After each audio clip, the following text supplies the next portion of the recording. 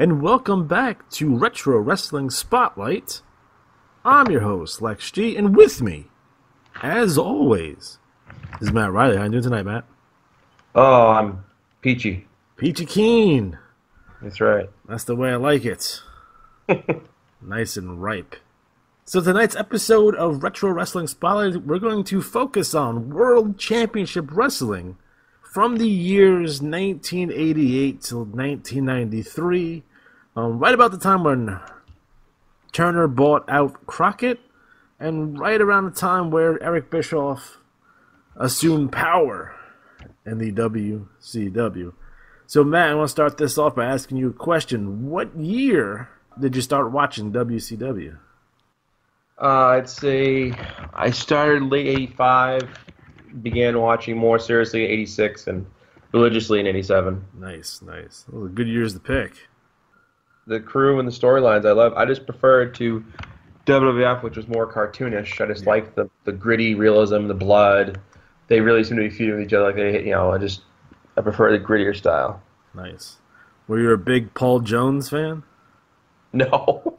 No one is. He doesn't have any fans. He isn't a big fan of Paul Jones. I think Roy Orbison deserved money for his outfits. He was always feuding with Jimmy Valiant. For I know. It was 5 years. That's one of those things. It's just like the Peter and the Chicken type thing in Family Guy, just ongoing, nonstop. Now, I started watching WCW in early '89, so the Flair Steamboat feud is the first thing I watched in terms of WCW. And what a way to kick it off, huh? That's crazy. Now, WCW World Championship Wrestling, as we knew it, not Jim Crockett promotion. I don't want anyone to get confused. We're not talking about Jim Crockett promotions, although we will mention some things in earlier of '88, just for a point of reference. But WCW, the entity, began in 1988 and lasted until 2001. Interesting side note, both TNA and Ring of Honor have existed longer. Yeah. That sounds crazy, right? Yeah. Now, basically what happened in 1988, Jim Crockett, who had overextended himself by buying up other territories, which is a big no-no. There's no value in buying up territories. You can just buy the TVs and leave all the other shit to the side. So he ended up buying St. Louis, and he sort of kind of bought Florida and merged with Georgia, and he bought the UWF, which that probably cost him a lot of money, expedited his financial woes. There's a famous story, I believe both J.J. Dillon and Jim Cornette talk about, where Jim Crockett needed $1 million for whatever the fuck reason. Goes into his accountant and find the money, find the $1 million I needed for this deal. And the accountant, who was probably behind in his work, walked into Jim Crockett's office and said, "We don't have the $1 million, and we're about $2 million in the hole." Oops. So at that point, the rumors had been going around in the middle of '88 anyway that they were going to sell, and Turner was going to be the guy who's going to purchase it. But that eventually did go through in October of '88. So Ted Turner goes in, buys out Jim Crockett, keeps Crockett around as an advisor, and Jim Crockett has to wait out his no-compete clause, because they added a no-compete with that. And so Jim Crockett was basically doing what they called maintenance booking at the time until, I believe, who came in first? George Scott came in first as their first booker in this regime, after they fired Dusty. The fallout from that purchase was that Arn Anderson, Tully Blanchard, and J.J. Dillon all left for the WWF. So no more Horseman, no more J.J., who was like an assistant booker to Dusty, and the manager. They all took jobs in WWF, so no more Four Horsemen. And they did this kind of weird thing too, where the Horsemen disband, and then Flair's being managed by Hiro Matsuda, because apparently Japanese companies were buying up American companies like gangbusters in the 80s, I guess. Mm-hmm. And I learned about that by watching wrestling, because they kept on mentioning it in both federations, both the WWF and WCW, how these guys from a foreign land are buying up all our corporations. And you would see it, I believe, in RoboCop 2. When the company that RoboCop, was it RoboCop 3? The one with the ninja in it. So you had whatever company that created RoboCop that were bought out by a Japanese company, and they had fucking ninjas and shit. That's ridiculous. And RoboCop will make an appearance here in WCW. Oh, yeah, he will. So Dusty gets fired for blading when Road Warrior and Animal pulled out the spike and jammed it in Dusty Rhodes' eye, and TBS at the time had a strict no blood policy, I guess. Although there've been blood on that show on numerous occasions before that. And at this point, the WWF has expanded to such a degree where they're fucking them up on pay-per-views. The Bunkhouse Stampede, which started in January of '88, McMahon counter-programmed with the first Royal Rumble in the USA Network.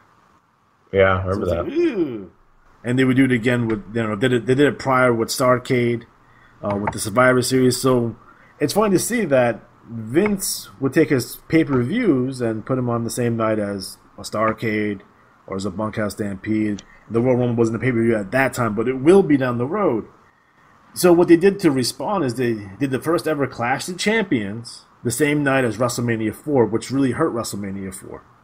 And then you had a great match with Flair and Sting that went nowhere after that. Sting went back into the mid-card, and Flair would go off and feud with whoever he's feuding with. So that's kind of the lay of the land in 1988. They did a lot of weird stuff creatively, but that's not the reason why they lost so much money. Business had been down. See Ric Flair versus Ronnie Garvin and see all the counter programming by the WWF, and they're kind of hurting on house shows, and their buy rates are not where they're supposed to be. They're still getting good advertising money, and they're doing well on syndication. But for the amount of money Crockett is spending to expand and having that brand new office he brought from Watson, Dallas, really put a financial strain not only on his personal cash for the company, but you're running your wrestlers kind of ragged, and you're thinning out a lot of these core Crockett towns are used to getting like really good shows with really good wrestlers, and you have to kind of expand your wrestler base and your roster, and maybe not getting the shows they're accustomed to. Not having Flair in Charlotte or in Atlanta with the World Championship after 3 or 4 years of them being used to that was probably a bad move on their part. So in 1988, a couple of weird kabuki creative decisions. Again, creative wasn't that great in '88. I'm pretty sure that Dusty had burnt out by that time.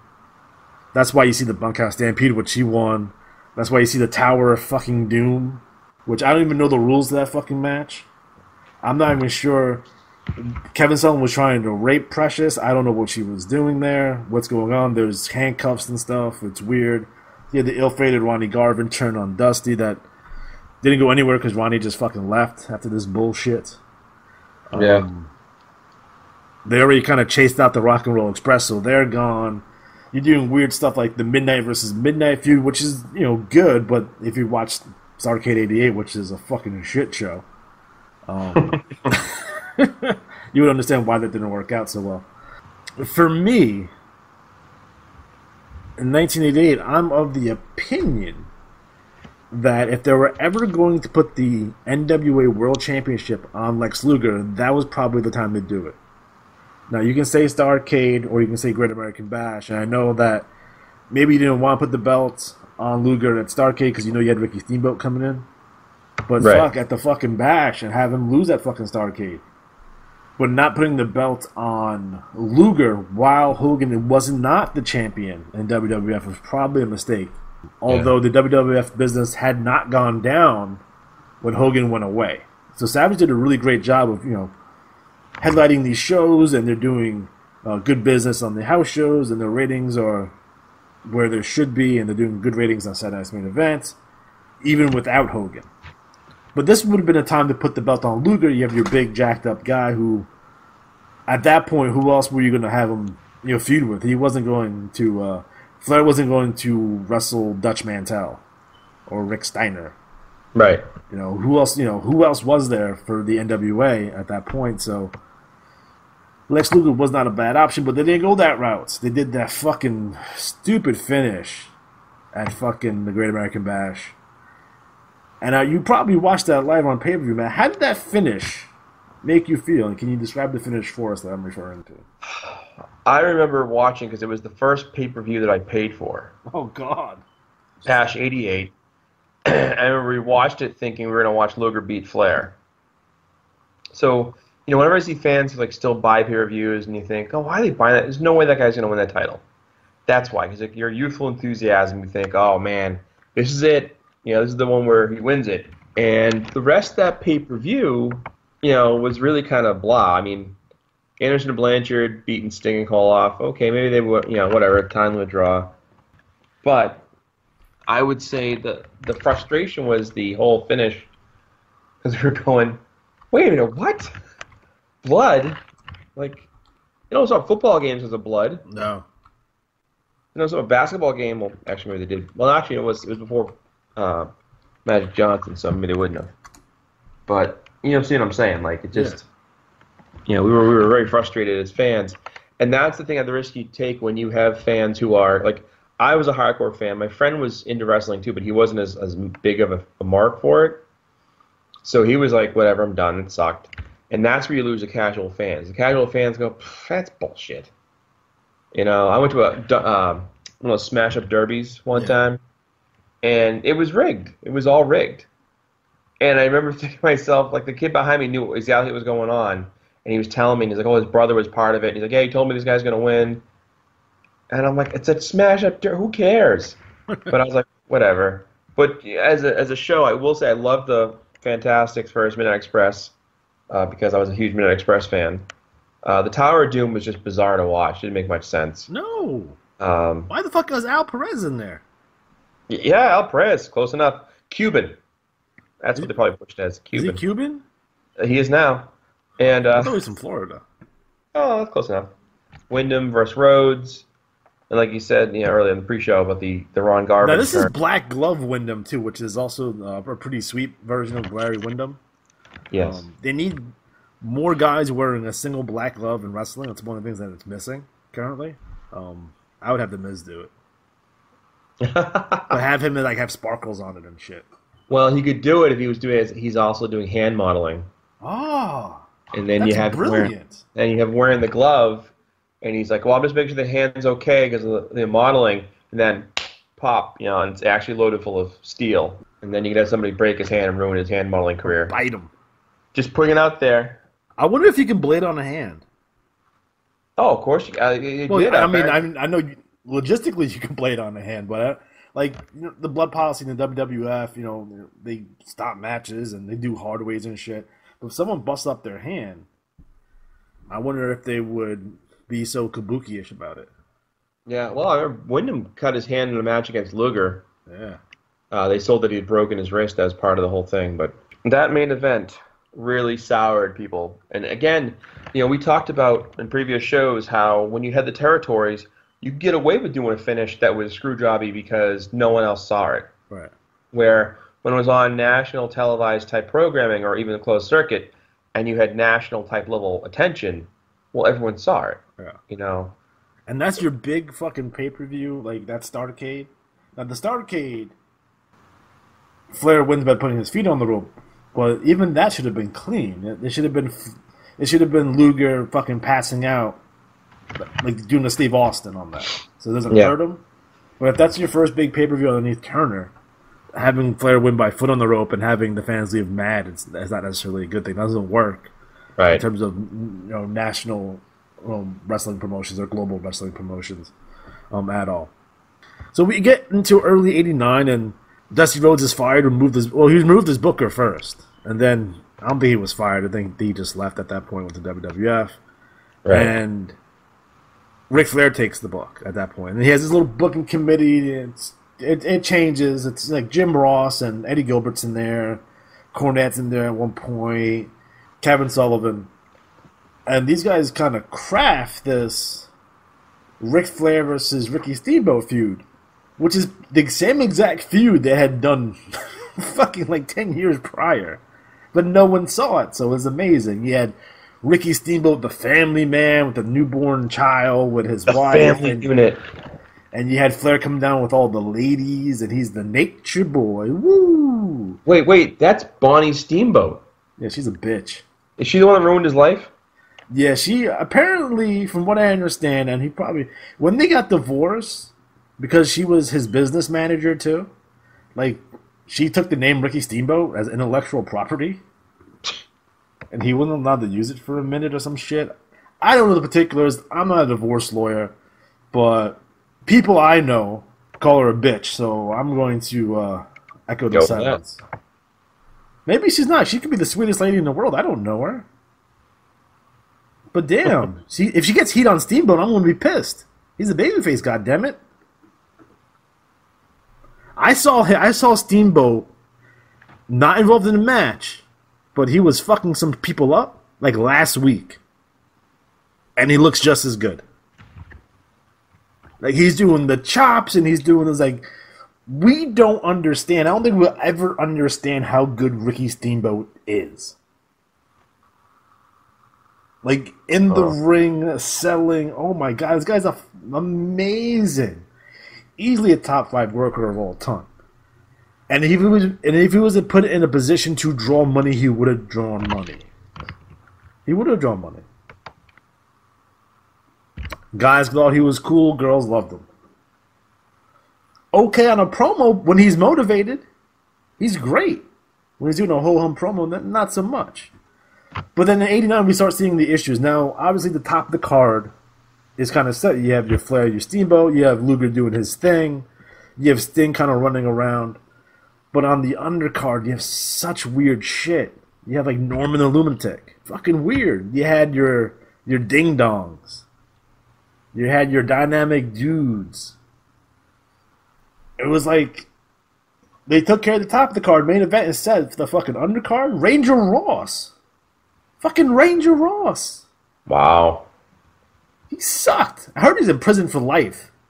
Really? Yeah, I heard he robbed the bank or something and like murdered a bunch of people. Holy shit. Because he's Ranger fucking Ross. Yeah, because he's fucking Ranger Ross. Fucking A. You had your skyscrapers and your Samoan SWAT teams, and you had Doom underneath the masks, and the undercard in '89 wasn't that great, although they did have great talent. And one of the things that kind of fucked up WCW was the broken promises for the Turner organization. Now, if you watch your shows in '89, they look like dog shit. Yeah. They're owned by a television company. How come your lighting sucks? How come your cameraman suck? How come your camera equipment sucks? How come you fuck up on the fucking post-production and the pre-production? How do you fuck up wrestlers' name? How do you fuck up Ric Flair's name on the fucking, whatever you call it, the graphic on the screen? Spell it R-I-C-K. And then with the E at the end for Flair. Like, dude, what the fuck? What the fuck? That's all I can say is what the fuck. Well, I think a lot of it comes from when I read that J.J. Dillon interview talking about that people came from an outside TV presence with no wrestling background with the, I have an idea that'll help. And it's like, well, that's great, but, you know, they should be maybe contributors, not decision makers. But I don't understand, why couldn't they shoot it like they shoot fucking the Braves? Right. They know how to shoot sports. Have a sports-based presentation and just shoot it that fucking way. Let the wrestling guys take care of the rest. But for fuck, it's like Dick Ebersol. Dick Ebersol, the reason the WWF production values went fucking sky high, 88 maybe, I'd say 88. Some people can say 89. I'm going to say 88, fuck them. It's because of Dick Ebersol from NBC. He made sure, like, oh, we're gonna light the crowd. We're going to have the best camera equipment. We're going to make it look slick. It's produced well. The whole nine. In WCW in '89, it did have that grittiness towards it. It did have, you know, that old-timey look, but fuck, if you're going to compete, and Ted Turner was trying to compete. He wasn't trying to be number 2. He was clearly trying to be number 1. You're going to have production values that look like that? And I'd be remiss to mention the fact, the reason that Ric Flair and Jim Crockett have heat to this day is that in the middle of 1988, Ric Flair is about to go to WWF.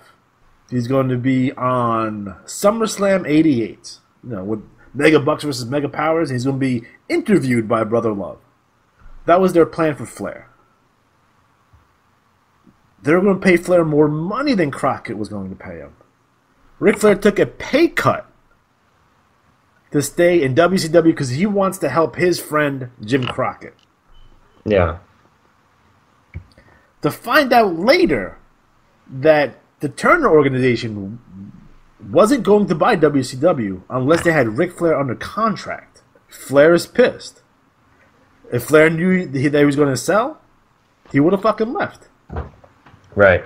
If Flair knew that he was going to sell, what's the difference? Give me fucking $4 million. You don't have to pay me anyway. Right. Why am I taking a pay cut? So Flair was, to this day, I don't think they're on the greatest of terms. I don't know if they even talk. And they were tight for a while. So Flair on interviews, you would hear him talking about going to WWF very subliminally all the fucking time. Like, he wanted to go. His loyalty was to the Crockett and to Mid-Atlantic Championship Wrestling. He had no loyalty to WCW. And hell, every time he talks about WCW, he buries it to this day.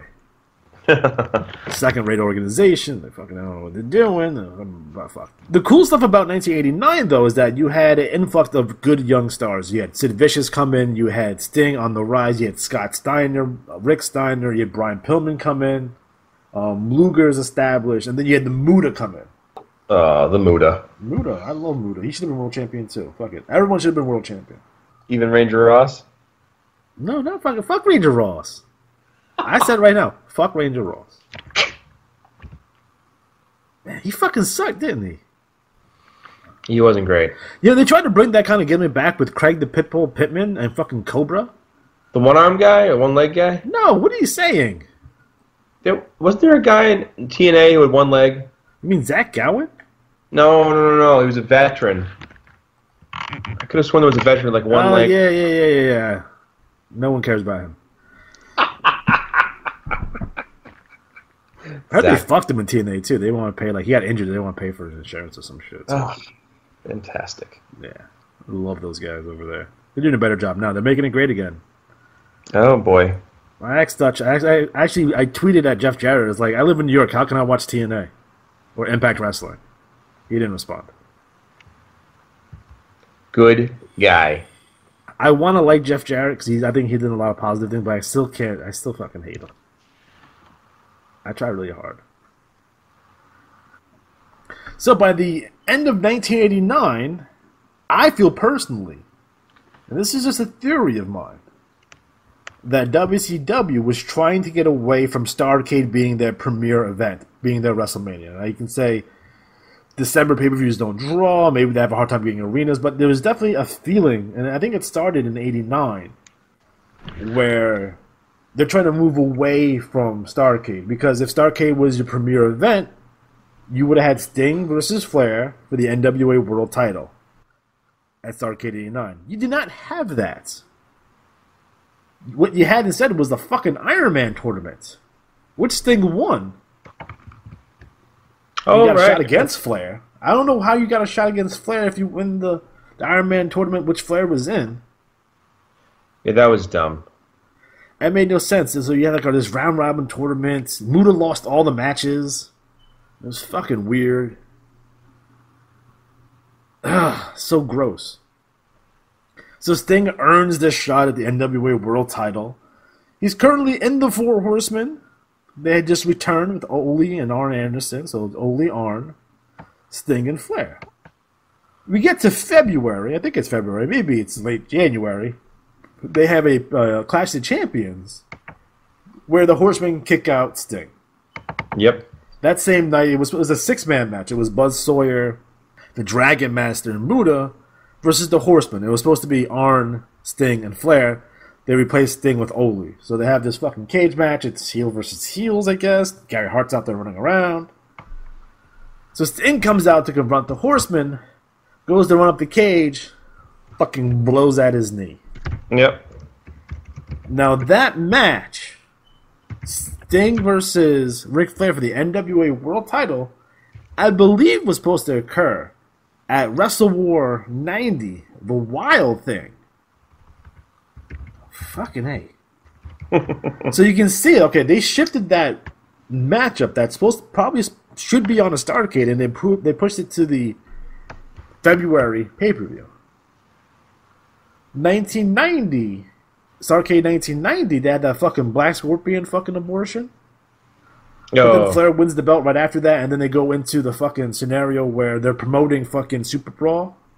And I think the February pay-per-view was supposed to be the replacement for Starrcade as their big event of the year. And if you want to, I'm not going to go through every match listing or every pay-per-view listing. Go through all your Starrcades from 89, 90, 91, 92, 93, and 94, 95. And tell me that's the biggest show that year. Fucking Starrcade 94 had fucking Hulk Hogan versus Brutus Beefcake. And the entire time they're promoting Hogan versus Vader for Super Brawl. So you be the judge. Fuck those guys. Anyway.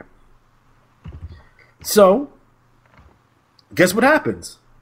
Luger, who was a heel in early 1990, and if you watch like Main Event or Saturday Night prior to that, he's already calling out Sting. He's like, Sting, you don't deserve this fucking title shot. I deserve the match against Flair. Blah, blah, blah. So you can clearly see that they're setting up Sting versus Luger, most likely for the Great American Bash. Sting gets hurt. They had to fucking haphazardly fucking turn Luger so he can face Flair. Doesn't beat Flair for the belt. Fuck you. Flair wins. They go off and running to the Great American Bash, where Sting finally wins the NWA World Title. But guess what, folks? Now Sting has no one to feud with because now Luger has to stay a babyface. I would have turned Luger anyway. He fucking turned every 6 months, regardless. Right. But for fuck's sake. So they have to go into this fucking Black Scorpion thing, which is a fucking hot mess. They had a little feud with fucking Sid Vicious. Sting.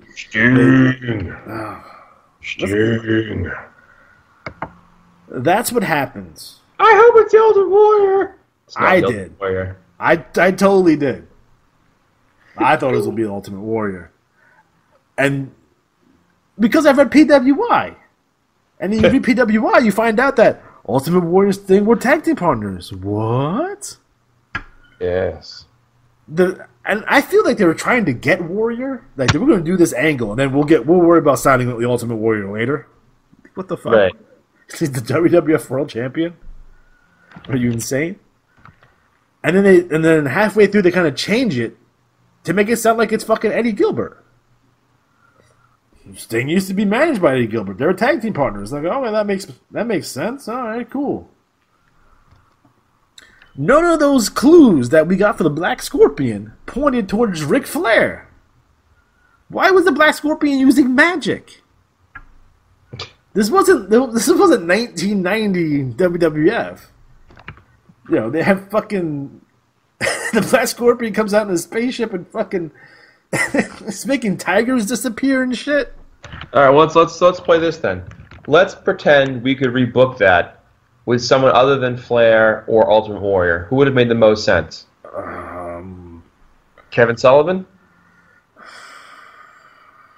It would have to be a UWF guy. Dr. Steve Williams? Maybe it's Steve Williams. Maybe Rick Steiner. They were tag team for a little bit. Eddie Gilbert probably makes the most sense of all that, but fucking Flair hated Eddie Gilbert anyway. Yeah. But the fact that it doesn't matter who, like, yeah, the clues are important, but that's your opportunity to bring someone new and fresh. You know, whoever you signed at that point, hey, you want to make him a big deal? No, make it fucking Mean Mark, fucking Undertaker. Say, oh, him and Sting were friends in fucking California back in the day or whatever. Now you can take a new guy off the street or someone that is working in another promotion, bring them in underneath a new gimmick, and make those clues fit that guy. You know, he'd be Eddie Sharkey. Who cares? Yeah. You know what I mean?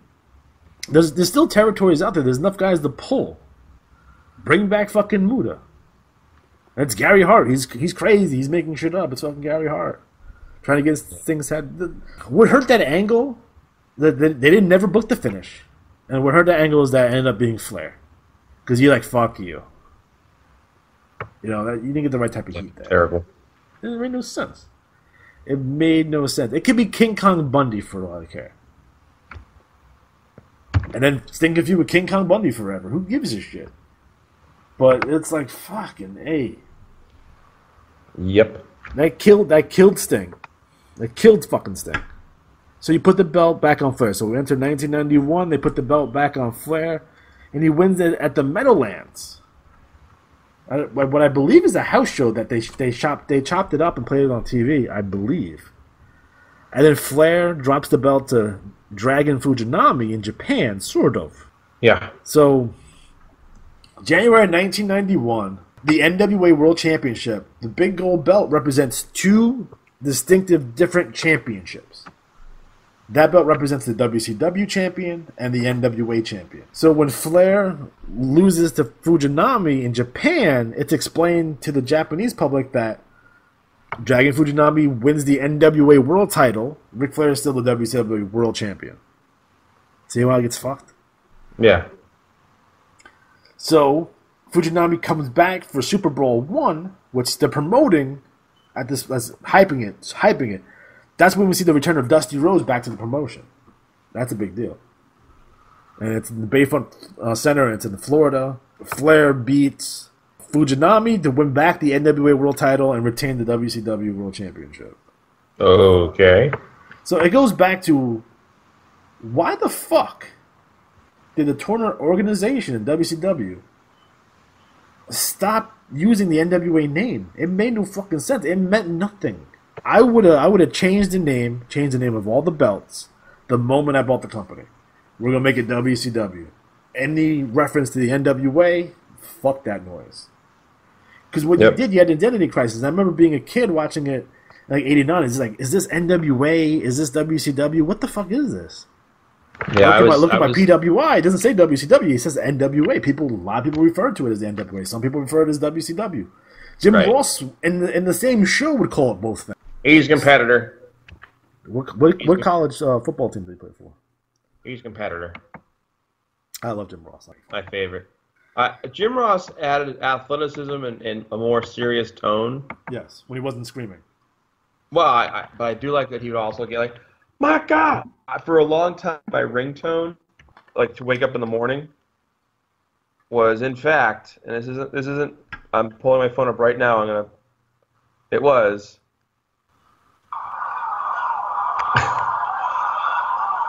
That was my ringtone. Was Jim Ross screaming "Barry no" when Barry turned heel? Unbelievable. Yeah, that's my life.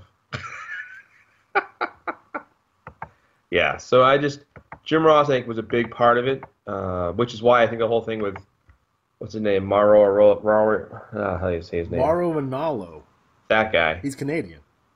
Well, whatever. He's going to invade us anyways.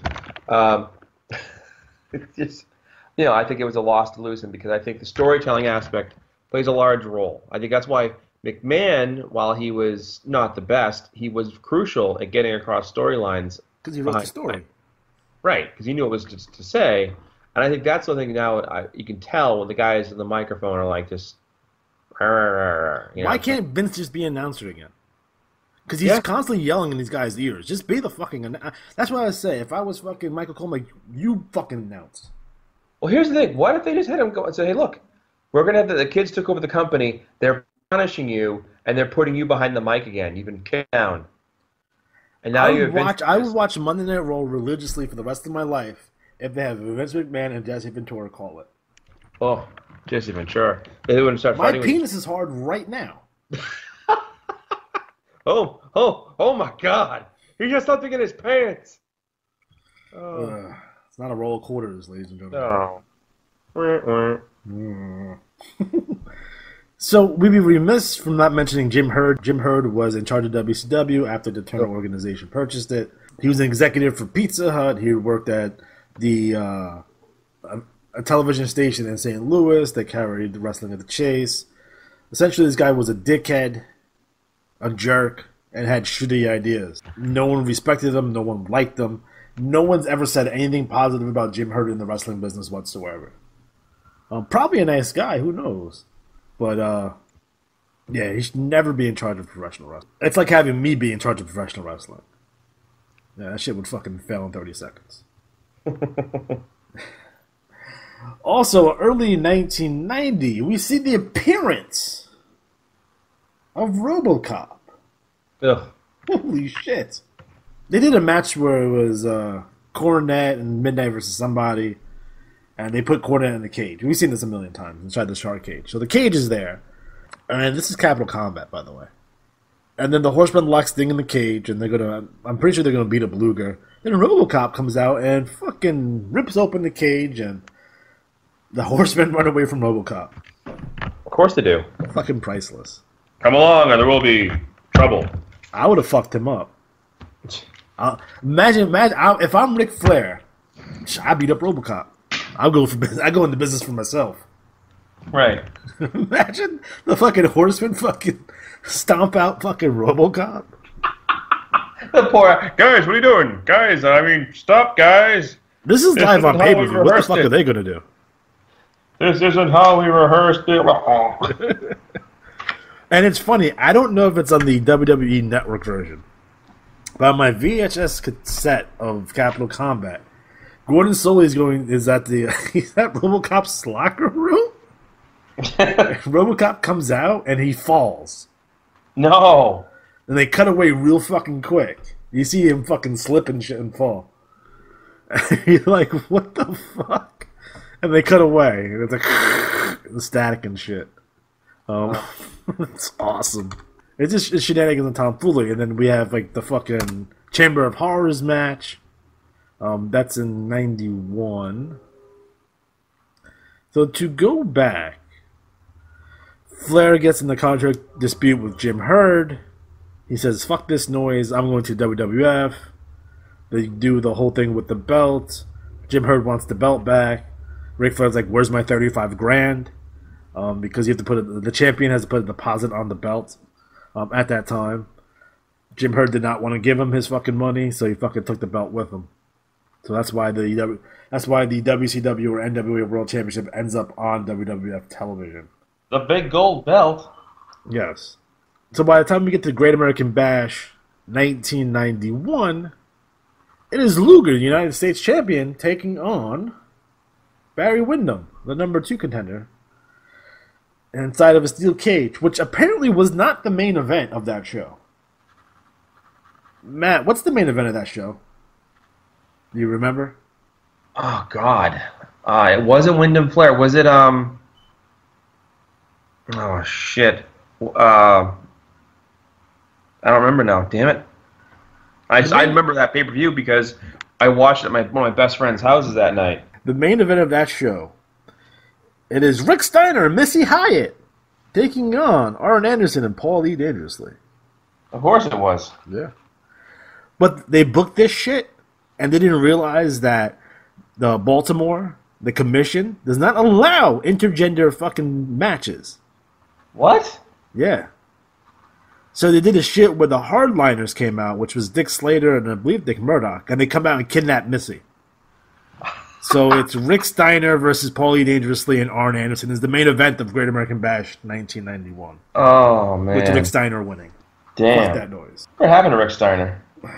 He's either a superintendent of a school district.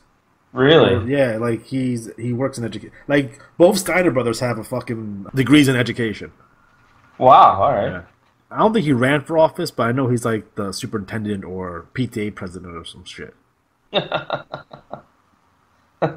Ridiculous. Imagine getting sent to the principal office and fucking Rick Steiner's there. Fucking rip your head Does he have Ruse? He had his Ruse and that fucking hand puppet he had. What was his name? I don't remember I remember the shoes though. Ruse, shoes for your feet, pockets for your stuff. That's a good place to hide weed. That's right.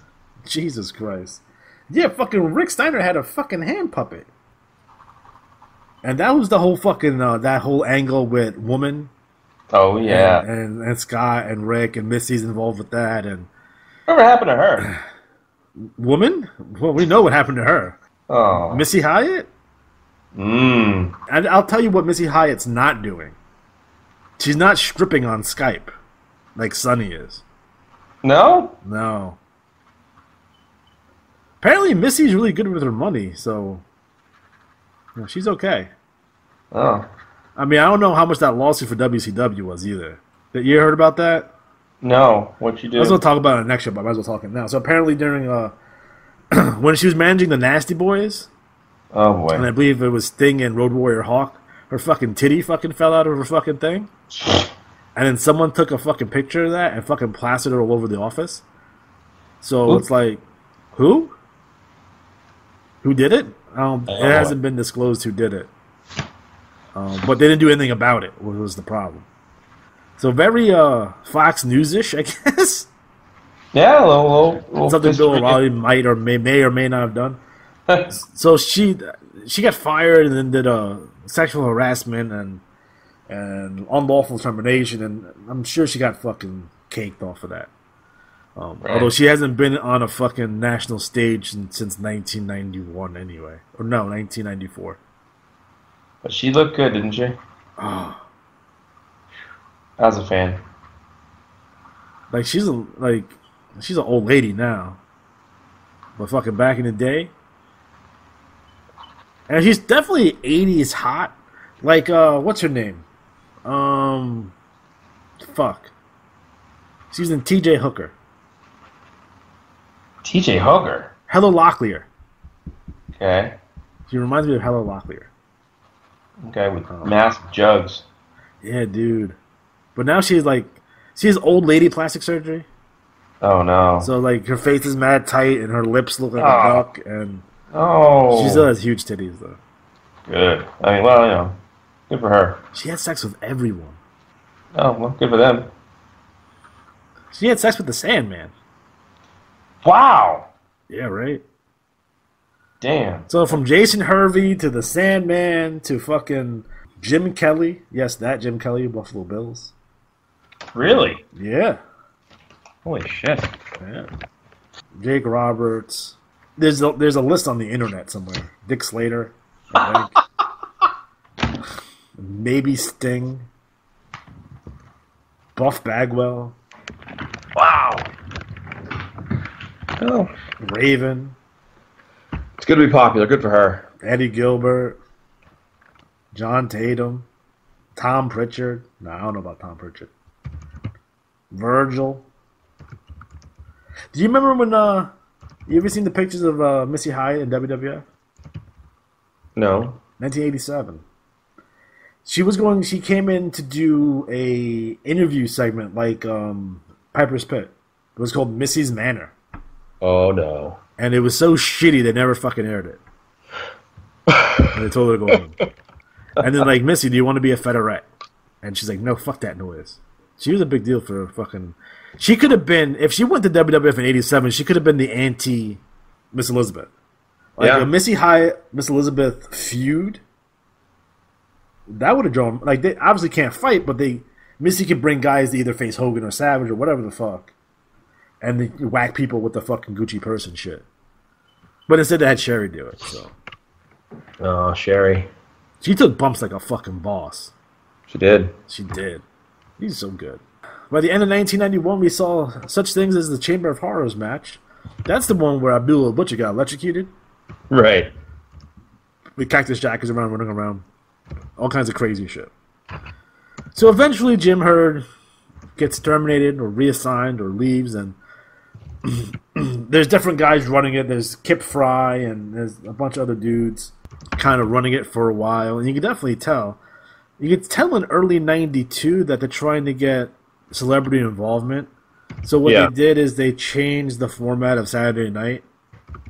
They tried to make it like a studio, almost kind of like prime time. So they'll have Jim Ross with a studio celebrity. So it'd be Jim Ross and Jason Hervey, or Jim Ross and this country music star that no one's heard of, and Jim Ross and this NASCAR guy. Jim Ross and this football player, which I think was Bill Fralick, by the way. Oh, Bill Fralick. He should have been a wrestler. He would have been awesome. He was like, oh yeah, once I retire from football, I think about coming to WCW. Never came. Boo. I'm pretty sure Missy Hyatt had sex with him too. Bless her heart. So 92 is very weird, but they're trying to they're trying to get over a lot of these gimmicks. So they're doing such and such challenge, and they have these kind of Memphis style, because Memphis used to do it every once in a while, where it'd be how many falls to, it was like an Iron Man match, but depending on how much time they had on the show. So like in Memphis, they would do weird shit, like someone would get 4 falls on somebody and beat them straight out 4-0, and they would end the show like that. They tried to do that at WCW for a while. They had this challenge, that challenge. They're messing around with the format with Saturday Night quite a bit, and it kind of never really went anywhere. But I think the biggest acquisition of 1992 was Ravaging Rick Rude. Rude came in and kind of changed the dynamic. So I believe he made his debut at Halloween Havoc 91, but he wasn't in full swing until about early 92. And he had those great matches with fucking Sting. He had those great matches with Steamboat. He had Vader, who finally came in full time. He'd been part time prior to that because of his commitments to Japan. So he had Vader come in full time. He had Vader win the belt. Then you had the Vader Ron Simmons feud. Later in 91, going back a little bit, you had the Ron Simmons versus Lex Luger feud, which is bad all around because it made fucking Harley Race and Lex Luger are racists. So they do like the press conference, and everyone's in their suits and shit. And WCW is really, really good about those kind of press conferences, and we're gonna make it look like a heavyweight championship boxing match, press conferences and all that shit. And yeah, and Luger cuts this promo is like, Ron, once I beat you, you're a nice guy, I like you. You're gonna have a job with us over here carrying my bags, which on the surface doesn't sound to be that racist. I don't think it was supposed to be taken that way. Yeah, but people took it that way. So speaking of Ron Simmons, later on in '92, he ends up beating Vader for the WCW World Championship, and he's the first black world champion. I remember watching that match at my friend's house, and we all cheered when he won. Yeah, it was a big fucking deal for everyone. Although unfortunately, they didn't do nothing with that. They booked Ron Simmons like shit afterwards. Yeah. Who did Ron Simmons fight when he was world champion? Kabuki? No. Kabuki's dead. No, he's still alive, folks. He main evented one pay-per-view. Maybe, no, not one. He main evented a couple. He wasn't even fucking main event. So let's look back to your Halloween Havoc 92. I'll give you a guess on who he fought in Halloween Havoc 92. Ron Simmons? Ron Simmons for the WCW World Heavyweight Champion. He's the champion. Ron Garvin. Battle of the Rons. Luger has to change your name. Ron Garvin would have been probably better at that time. Did he fight Abdul the Butcher? No, that would have been sweet too. How about Van Vader rematch? Again, another great idea. End up being the Barbarian. Oh, okay. Exactly my point. Why the fuck is he fighting the Barbarian for? The main event, he wasn't even main event. The main event of that fucking show was Sting versus Jake Roberts. Spin the wheel, make the deal match. Tina and Turner? it landed on the coal miner's glove match, which no one knew or gave a shit about. Is that the one where you punch somebody and they get, like, black lung? Yeah, the head falls off. Yeah. What the fuck's a coal miner's glove anyway? That's a studded heavy glove that is studded with all the diamonds, because when you're digging for coal, you find diamonds all the time. Okay, that would make sense if you have your pay-per-view in West Virginia. Where was it? Philadelphia? Oh, well, there's lots of coal miners in Philadelphia. I don't know any. They could have had the battery thrower glove match. Like, shouldn't it have been okay, that's Pittsburgh with the steel. I don't know. Couldn't they have like a fucking Philly cheesesteak on a pole match or some shit? No. Like, why couldn't it just be like a cage match or something?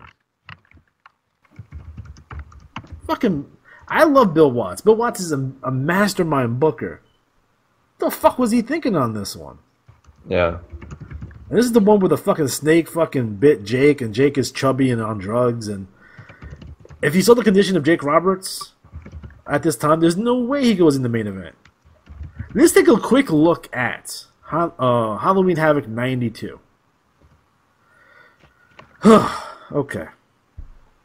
Opening match is Tom Zenk, Johnny Gunn, and Shane Douglas taking on Arn Anderson, Michael Hayes, and Bobby Eaton, with Zenk, Gunn, and Douglas winning. Rick Steamboat defeated Brian Pillman. That was a tournament match of some sort, if I remember correctly. You had Big Van Vader replacing Rick Rude, who defeated Nikita Koloff. Barry Windham and Dustin Rhodes drew. It was a tie, folks. Uh-oh. Steve Williams and Steve Austin, which is funny because they're both Steve Williams. Steve Austin is replacing Terry Gordy at this one. Rick Rude defeated the NWA World Champion Masahiro Chono with Hiro Matsuda by disqualification. Rude was the United States champion, but Rude didn't want to wrestle twice in one night, so they got Vader as a replacement, which is, what the fuck? Then you had Ron Simmons defeated Barbarian with Cactus Jack, and you had Sting defeating Jake Roberts. Fucking serious? The next pay-per-view after that, Ron Simmons is not in the main event again. He's the WCW World Champion. He wrestles Dr. Death Steve Williams to disqualification. Do you know what they put over that? They put Shane Douglas and Ricky Steamboat, who were the Unified Tag Team Champions, and they fought Barry Windham and Brian Pillman, and they beat them. And he had Sting versus Vader for the King of Cable Tournament final. Then you had Battle Bowl 2. Here's a question for you. If not Ron Simmons, who would have been a better choice to be the first African-American POC World Champion? JYD? No, he can't work. Coco Beware? Too small. Rocky Johnson? 10 years earlier. Tony Atlas? Fuck no. Yeah, my pick. People are going to laugh. Laugh at me. It's okay. Laugh at me. I have 2 picks for that time frame. Butch Reed. Yep. I'll put him with the manager. Whatever. Butch Reed. Other one, Bad News Brown. Ooh. Yeah. So those are my 2 picks for that particular time period. Again, if it was the late 70s, early 80s, it'd be Rocky Johnson. If it was earlier than that, it'd be Thunderbolt Patterson. If it was earlier than that, it'd be Luther Lindsay, Bobo Brazil, and then on and on and on. After that, Too Cold Scorpio, The Rock, obviously. Let me ask you a question. Yes. This is off topic. What ethnicity is the missing link? I don't know. Guess. I had to think. I would say he was white or Hispanic. I thought he was black. Oh, really? Yeah. Apparently he's like the whitest dude on the earth. What the fuck's wrong with me? I just watched a match with him from fucking World Class Championship Wrestling. I totally thought he was black for some reason. And I don't know why. I mean, he had a good fucking tan. But fucking hey. I'm stupid. He debuted in 1960. So, at this point, you have your WCW World Champion, you have your NWA World Champion. That shit is all fucked. Bill Watts is booking. He's doing crazy stuff. Like, you're not allowed to come off the top rope. Which is not a terrible idea, but it's a bad idea. You have your double champion. So, like I said, you had the NWA champion, you had your WCW champion. You had your NWA Tag Team Champion. You had your NWA WCW Tag Team Champion. And the cool thing about this, though, is they're bringing like a lot of guys from Japan. So you see Muta, you see Chono, you see Jushin Liger, you see Kenta Sasaki. So that's really cool. You see the emergence of Dustin Rhodes, which, if I remember correctly, Smart Marks at the time fucking hated Dustin Rhodes. Because he thought he got his spot because of who his dad was. Right. Go back and watch Dustin Rhodes' match. He's the fucking natural legit. Like, he's fucking good. And he was fucking young. He had to be 21, 22 at that time. Yeah. At the same time, they're pushing Eric Watts, who was shitty. Right. I remember that Eric Watts sucked. He kind of he looked like an athlete, but my friend has a word for guys like that. They're called skinny fat. Yeah. He was skinny fat. Needed to kind of Later on, like past Techno Team 2000, he got in Yeah. really good shape. But they booked him as a fucking babyface. Eric Watts ain't no more fucking babyface. Right. Like, he was getting Roman Reigns level of fucking heat back then. The smart move for Bill Watts is to turn him heel. And the way you turn Eric Watts heel is like, my dad runs this place. I can do what I want. And you have the dynamic of Bill Watts, who loves his son, who wants to do right for his son, he wants to see his son succeed, but your son's being an asshole. Yeah. It's that story of father and sons, where your son's immature, he's kind of a jerk, he thinks he's entitled, he's kind of a snot, and you have Bill Watts, who's an old school kind of dude, like, is going to fucking slap the shit out of him. That dynamic would have worked, and they would have drawn a lot of money. At the end of the deal, Eric Watts would have showed the error of his ways and would have came back. You had people whispering in his ear and shit. Would it be like a Steve Austin who's fucking with them, or Brian Pillman who's inside of his head and shit, or even a Harley Race, like, I always hated you, Bill Watts, I don't want to take your son away from you, that hyper shit. Right. That would have worked. But no, they pushed him as a fucking upper mid-card babyface. Yeah. For no reason, like, over guys like Steve Austin, over Brian Pillman, over fucking Barry Windham. I'm sure that went over well in the locker room. Kind of wish JBL was there. But it's fucking A, dude. So we end up going into 93, and 93 gets really interesting because Flair returns. So Flair comes back in 93. He doesn't wrestle right away. He's kind of retired. He's doing the whole... Flair for the gold, right? Yeah, Flair for the gold. They bring in, like, Davey Boy Smith, Sid Vicious returns. They're doing a couple of things, and then the fucking Shockmaster thing. Yeah. Which, you look at that shit, it was fucked. You had shit like fucking Colonel Robert Parker bringing out Harlem Heat in chains. And they're not in their Harlem Heat gear. They were like in...